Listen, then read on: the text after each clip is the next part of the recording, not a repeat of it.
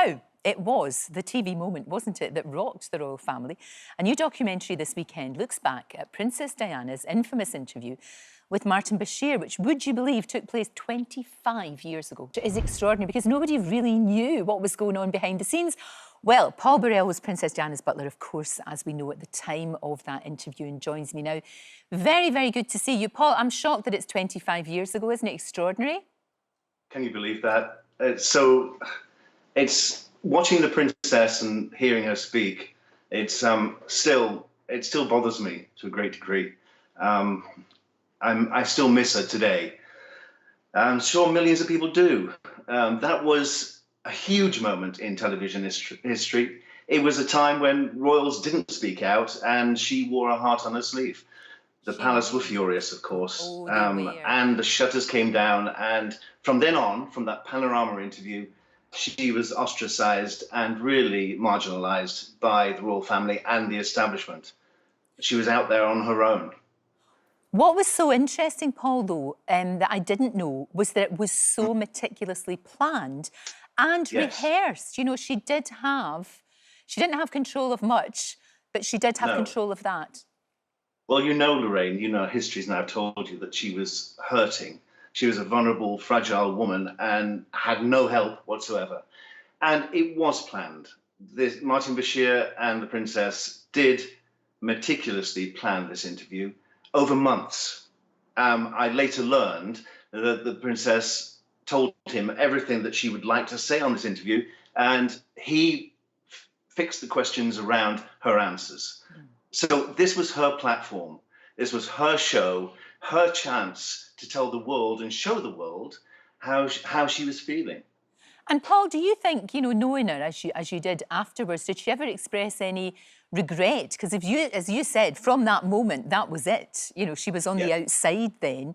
Did she ever say she wished she hadn't spoken out? She wished she hadn't said so much, right? She said to me once. Because what she feared was, of course, what the boys would think. She feared the reaction from them because they were still children. And to hear their mother say on national television that, yes, she was in love with James Hewitt and she adored him, that would have repercussions on her children. And she was always thinking about her boys. Her boys were at the center of her world. They were her life. Nothing came before her children. No, you're right, and you've often said that. You really have, and it brings me to wonder what she would have thought about the fact that William and Harry aren't getting on right now. It would seem that it's actually quite a bitter breakup, if you like, for the want of a better word.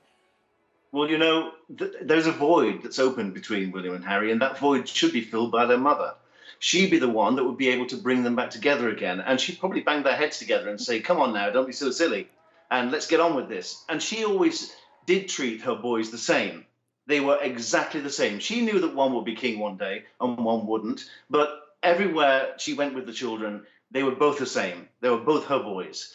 And she would want them to stand by side by side. Ironically, it's going to be her that's going to bring them back together again, because July the 1st next year would have been Diana's 60th birthday, and the boys will stand side by side and unveil a statue to her memory in Kensington Palace Gardens. So the boys will be brought together again by their mother. And I'm hoping from then on we can see an end to this spat that they've had. But you know, it happens in all families, Lorraine.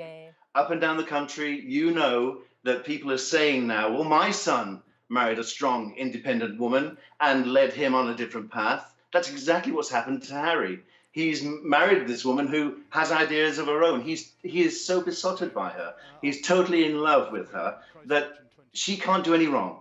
And so now he's being led along her path.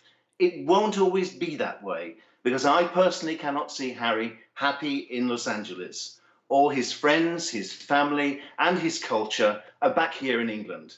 He's not going to stand that forever. He's not. He's not that sort of boy. He's going to want to come back to his family. And his brother is the one who is going to embrace him and bring him back into the fold. And it's really interesting what you say, that they will, hopefully, that will really build a bridge between them next year. I wonder what you think, because a lot of people, I mean, as you said, you know, Meghan is a strong and independent woman. Yes. Diana became a strong and independent woman, and sadly, we don't know what she might have gone on to achieve. No. That didn't happen, which is a great tragedy. But a lot of people make comparisons between Meghan and Diana, you know, sort of painting them as kind of royal rebels. Do you think that's fair, and do you think that they do have anything in common? I think they're two different women from different times. Meghan is of now, and Diana was of then, and they were very different times. Meghan is a modern woman with modern ideas, and they're going to do things very differently. They're ramping up one more stage, because I can see Harry and Meghan going through into Netflix, and can you not see Harry and Meghan at home on Netflix? I mean, that would be a show to watch, wouldn't it? It would. It would certainly eclipse the Kardashians at home. And wouldn't we all want to tune in to watching Harry and Meghan behind closed doors? It's only a matter of time before they give a major interview to someone huge in the United States and do a similar panorama interview for the world. That's a very interesting point, Paul. It really is. And something that you said at the start when we spoke about the fact that it's actually quite painful for you to watch footage of Diana. It still is. It's hard, isn't it? It is. It is. Knowing her so well and having lived with her for so long, to hear her voice, to see her face, to see her animated, the way I knew is hard. It's hard for everyone when they lose someone they love. And I cared for her very much. And, you know, she's a huge part of my life. And people say, oh, Paul, you're always banging on about it. Yes, I am, because when you love someone in life and lose them, you never say goodbye to them. You carry a little piece of them with you for the rest of your days, because for me, she was inspirational and so incredible. And my working life was her. From the moment she woke up in the morning to the moment she went to bed at night, she was my raison d'etre. She was. And it is, as I said, very sad to think of all that she could have achieved and all the good that she could have done in the world had she been given a chance.